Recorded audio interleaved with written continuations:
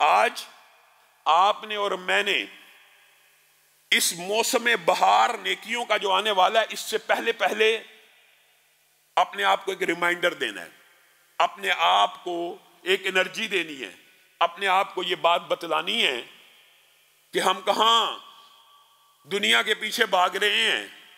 کیا مسلمانوں کی تخلیق صرف مسلمانوں کی نہیں، انسانوں کی تخلیق کا مقصد یہی تھا؟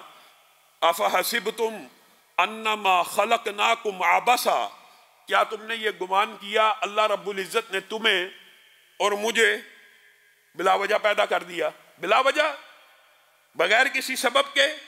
کیا یہ دنیا کھیل کود اور تماشے کے لیے اور دن رات صرف روزی کمانے کے لیے، دن رات صرف روزی کمانے کے لیے بنائی گئی؟ افحسبتم انما خلقناکم عبثا وانکم الینا لا ترجعون، اور تم نے یہ سمجھ لیا یہ زندگی صرف کھیل تماشا اور تم ہمارے پاس لوٹ کے نہیں آنے والے؟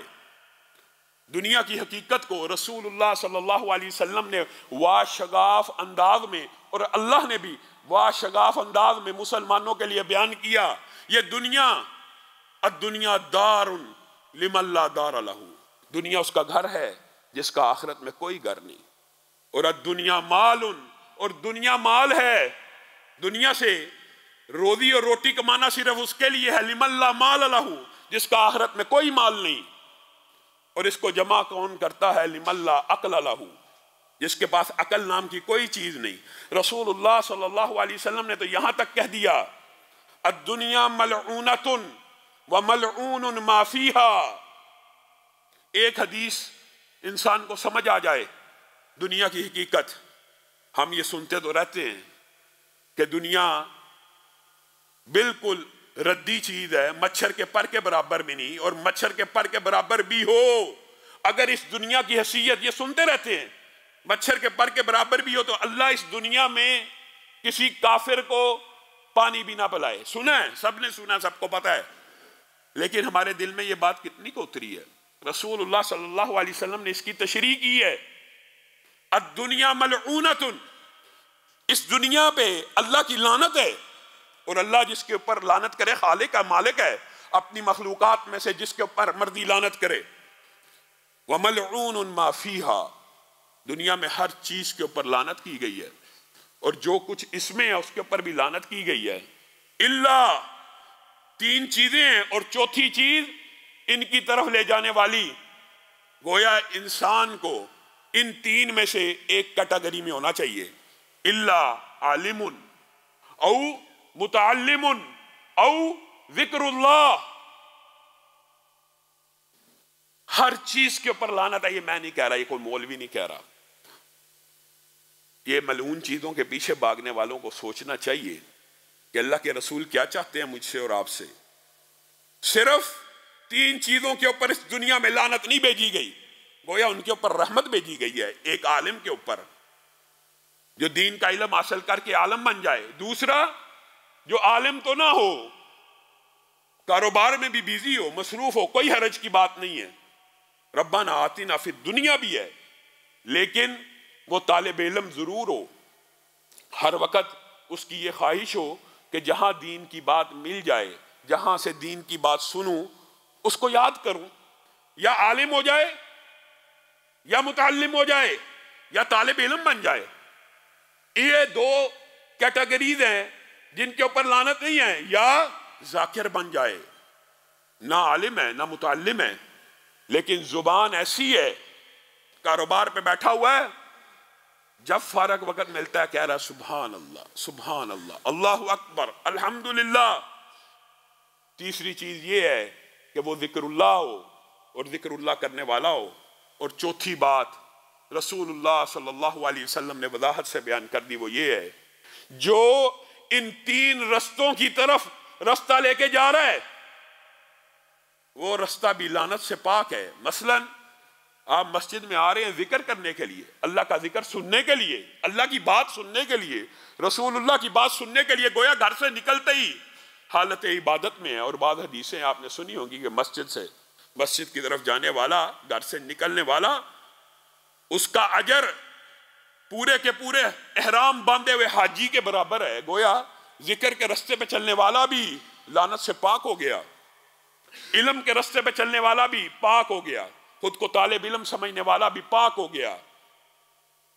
اور عالم ہونا یہ تو بڑے اعزاز اور شرف کی بات ہے، اور اللہ کرے اللہ کل قیامت کے دن ہم میں سے بعض کو علماء میں بھی اٹھائے، عالم ہو یا متعلم ہو یا ذاکر ہو یا ذکر کرنے والا ہو۔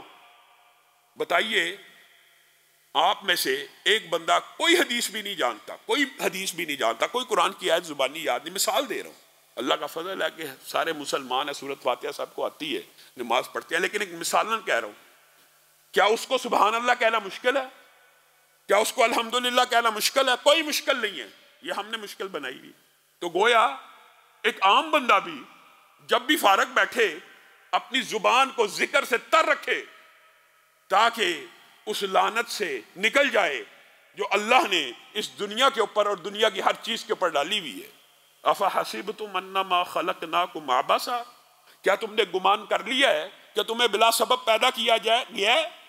اور اگر اللہ رب العزت نے ہر چیز کو بلا سبب اور آپ کو اور مجھے بلا سبب پیدا کیا تو تخلیق کا مقصد بھی اللہ نے قرآن پاک میں بتلا دیا، آپ جانتے ہیں کہ تخلیق کا ایک ہی مقصد ہے کہ جن اور انس میری عبادت کریں، لیکن ایک اور اینگل سے آپ نے اس بات کو سمجھنا ہے، اگر اللہ رب العزت نے یہ دنیا کھیل کود تماشے اور بس جس طرح بعض ایتھیسٹ اور دین بیدار لوگوں کا یہ دعویٰ اور نعرہ بن گیا انسانیت کی خدمت ہونی چاہیے، دین میں انسانیت ہے، لیکن انسانیت ہی کو مذہب مان کے اور اللہ کے حقوق کو فراموش کر دینا، اس سے بڑی بدعقیدگی بھی کوئی نہیں۔ آپ یہ سمجھتے ہیں کہ اللہ رب العزت نے ویسے ہی پیدا کیا تو آپ قرآن پاک کی ایک صورت ہے جن میں آیتوں کی ترتیب اللہ نے کسی اور انداز میں لگائی ہے، لیکن تشریح کسی اور انداز میں بھی، یہ بھی قرآن پاک کے ایجادات میں شامل ہے۔ ما یلفظ من قول الا لدیہ رقیب عتید، اگر دنیا بے سبب ہوتی تو اللہ رب العزت نے جو انسان کے اعمال کی ریکارڈنگ کا سسٹم بنایا ہے وہ کتنا جامع ہے، وہ کتنا مضبوط ہے، وہ کتنا پختہ اور پکا ہے، اور اللہ تعالیٰ آپ کو اور مجھے وہ سسٹم بھی بیان کر رہا ہے۔ اللہ کو یہ بیان کرنے کی ضرورت تو چندہ بھی نہیں تھی، لیکن اللہ بیان کر رہا ہے تاکہ اللہ کی بات شاید کچھ لوگوں کو سمجھ آ جائے۔ ما یلفظ من قول الا لدیہ رقیب عتید، انسان حلق سے کوئی آواز نہیں نکالتا، کوئی آواز کبھی کبھی بامانی ہوتی ہے اور کبھی کبھی بے معنی بھی ہوتی ہے۔ انسان حلق سے کوئی آواز نہیں نکالتا جس کو ریکارڈ کرنے والے فرشتے ریکارڈنگ پہ بیٹھے نہیں ہوتے اور وہ لفظ کو کیا آواز کو بھی ریکارڈ کر رہے ہوتے ہیں۔ بتائیے یہ ریکارڈنگ کیوں ہے؟ اگر آپ کے اور میرے اعمال پیش ہی نہیں ہونے تو میرے اور آپ کے اعمال کی یہ ریکارڈنگ کے جو حلق سے آواز نکل رہی ہے، اللہ کہہ رہا ہے میں ریکارڈ کر رہا ہوں۔ قرآن پاک میں یہ ترتیب اور انداز میں ہے اور اس کی تشریح اس انداز میں ہے۔ اس سے آگے چلیے، حالانکہ قرآن پاک میں یہ ترتیب اگر آپ کو کبھی موقع ملے تو آپ اس سورت کا مطالعہ کرنا، یہاں پہ اللہ رب العزت نے بڑے خوبصورت انداز میں اپنی ریکارڈنگوں کا ذکر کیا، اور پھر کسی بندے کے ذہن میں یہ بات آ سکتی ہے کہ میں لفظ کے بغیر بھی کچھ عمل کرتا ہوں، میرا ہاتھ عمل کر رہا ہے، میں مسجد کی طرف چل رہا ہوں، اس کو کون ریکارڈ کرے گا؟ اللہ تعالیٰ نے تو کہہ دیا جو حلق سے آواز نکلتی ہے اس کو ریکارڈ کیا جاتا ہے۔ اللہ رب العزت نے بھی کوئی اشکال نہیں چھوڑا بندے کے دماغ کے لیے۔ اذ یتلقی المتلقیان عن الیمین وعن الشمال، تو کوئی بھی عمل کر لے، چاہے وہ زبانی ہو چاہے وہ بدنی ہو، کون سا ایسا عمل ہے جو دائیں اور بائیں والے فرشتے کی نظر سے اوجھل ہو جائے؟ اور پھر کسی بندے کے ذہن میں یہ خیال آ سکتا ہے کہ دائیں اور بائیں والے کی نظر سے کچھ اعمال اوجھل ہو سکتے ہیں۔ کیسے؟ ایک بندہ یہ سوچ سکتا ہے کہ میرے دل میں نیکی کا خیال آ رہا ہے، میرے دل میں نیکی کا خیال آ رہا ہے، اور حدیث موجود ہے کہ نیکی کا خیال بھی نیکی ہے۔ اب نیکی کا خیال یہ دائیں اور بائیں والے کیسے لکھ رہے ہوں گے، کیسے ریکارڈ ہوگی؟ یہ جو اللہ رب العزت نے قرآن پاک میں کہہ دیا فَمَن يَعْمَلْ مِثْقَالَ ذَرَّةٍ خَيْرًا يَرَى، ذرہ برابر نیکی بھی ہوگی، دیکھی جائے گی اور دکھائی جائے گی، یہ جو نیکی کا خیال آیا یہ تو دائیں بائیں سے ریکارڈ نہیں ہو سکتا، یہ میرے منہ سے نہیں نکلا. تو اللہ رب العزت نے اس اشکال کو بھی غلط ثابت کر دیا، اور میں اور آپ اس دھوکے میں ہیں کہ اللہ تعالیٰ نے دنیا بلا سبب بنائی ہے. وَنَعْلَمُ مَا تُوَسْوِسُ بِهِ نَفْسُ، تمہارا رب وہ ہے جو تمہارے دلوں میں اٹھنے والے نیکی کے خیالات کو بھی کل قیامت کے دن کے لیے ریکارڈ کر رہا ہے.